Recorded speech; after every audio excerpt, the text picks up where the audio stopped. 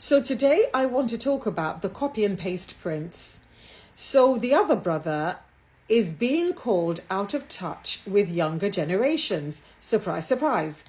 And the royal experts are rushing to defend him, insisting that he reads the room and he has been ferociously driving Prince Andrew's banishment since 2019.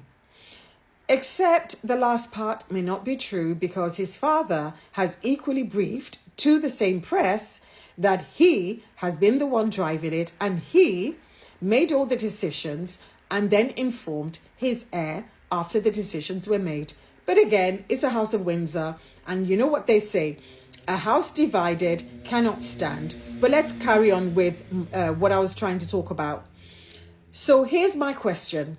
If the other brother reads the room so well, why does he keep copying his brother's homework?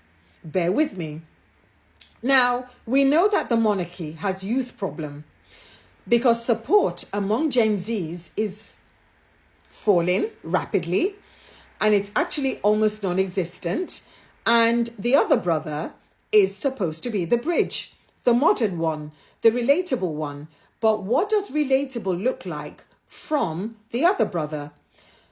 Relatable to the other brother is a surprise visit to Radio 1 where he wasn't asked a single question about his uncle's arrest.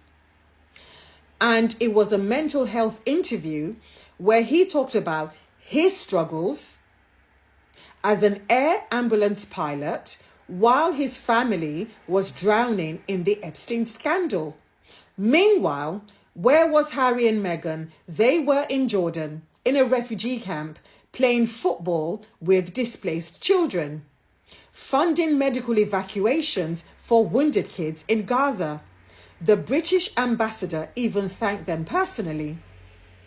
Now, while one brother was doing a soft PR interview on radio stations with declining ratings, the other brother was preparing to travel, to go to Jordan, to go on the ground, to see the work being done.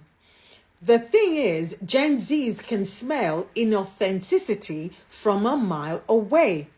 And they know the difference between when you are being performative and when you are purpose-driven. Because it's part of their values. Because they want to see a better world. And there's a pattern that nobody in the royal rota wants to name. And that is when Harry and Meghan do something that resonates, the other brother simply follows. So I'm going to give you examples. Harry and Meghan, they talked openly about mental health and therapy. Suddenly, the other brother launched his own mental health thing. Harry and Meghan focused on environmental issues. Remember when Harry brought together billion-dollar companies to launch Travelist? Yes, that was when the other brother suddenly, from what people said, the idea for Earthshot. And then when Harry and Meghan did a documentary with Netflix, the other brother did a documentary about homelessness. Harry created the Invictus Games for wounded veterans. That was when the other brother decided to launch his own military family initiative. I don't even remember what it was called. It was that low impact. Harry and Meghan launched Archwell Audio. That was when the other brother also decided that podcasts were suddenly a thing after Harry and Meghan were blasted for behaving like celebrities. Harry wrote a memoir. Suddenly, there were briefings about maybe the other brother will be writing a memoir too. Sure. But it goes beyond initiatives. Even the looks. So Harry has, he grew a beard. He took approval from the Queen before growing his beard. And he looked relaxed and modern. He looks kind of cool with his beard, I think. The other brother also went to the Queen to ask permission. And the Queen said no. Because the Queen obviously the woman, she may have made mistakes, but at least she knows who would look good with a beard. But as soon as she died, what does the other brother do? Does that. Harry started dressing in more casual contemporary styles. The other brother's wardrobe also shifted. And in fact, I remember the press gleefully reporting that he's employed a new valet to help him update his image. So, and this is the person that is meant to be the future king, the leader, the one setting the direction. Instead, he is taking style cues from the brother that he banished, from the brother that he tells everyone he hates and wants nothing to do with. The pattern is consistent. Harry and Meghan innovate. The other brother imitates. And imitation always looks like imitation. And that is what the Gen Zs are seeing. They want someone who is genuine. They don't want someone who is reactive.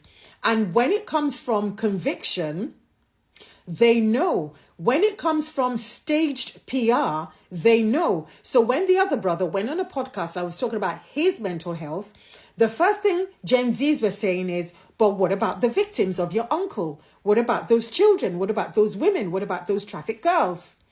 Again. So yes, I can identify with what the Gen Zs are saying, because when the royal experts, who I believe don't even like him, because if they did, they would try to tell him the truth. When they say he reads a room, he reads the room from a palace briefing. His team simply identify what is trending and what Harry did to get good coverage. Like, for example, when Harry genuinely teared up when he met somebody from Ukraine, when he went to Ukraine, and that person was telling their story and he teared up. The other brother does exactly the same thing, only for us to discover that he'd actually heard the story before, several years ago. So when the woman retold the story, he decided to fake tears. Yes. So unfortunately, the other brother's version of compassion is always slightly off. It's always a little late, and it's always missing the thing that made the original work. That is the thing about copying. There's always something missing. That authenticity, that genuine feeling that the originator put into their work. You cannot copy authenticity. You can only perform it. And that is what Gen Zs are seeing. Harry and Meghan, on the other hand, they connect with the younger generations because they actually share their values. They talk about mental health from a personal perspective. They talk about racism because Meghan has lived it and Meghan is still living it. In fact, some comments under their latest tour to Jordan will tell you that, yeah, racism is alive and well and is flying a lovely banner. They talk about media accountability because they've been victims of the media. But when the other brother talks about these things because his communications team told him to, these are issues that, people know he's never lived. And they know he's only doing it because it polls very well with people under 35.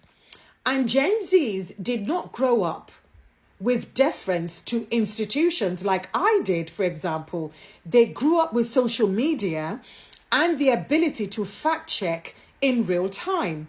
And they can see when somebody means it and when somebody performs it. But let me know what you think in the comments, please. My name's Elizabeth. I'm the author of The Luxpreneur. And for more insights like these, please like, share, comment, and follow me. And don't forget to hit the subscribe button. And I just want to say a massive thank you for getting me to over 12,000 followers on TikTok and 4,000 followers on YouTube. Yay! I'm so excited. Thank you so much. And to support my work in holding truth to power, please get a copy of my book, The Luxpreneur, from Amazon, Barnes & Noble, or from Waterstones today, or you can simply buy me a coffee. Yes, go to buymeacoffee.com/Elizabeth Solaru and get me the biggest cup of coffee, biggest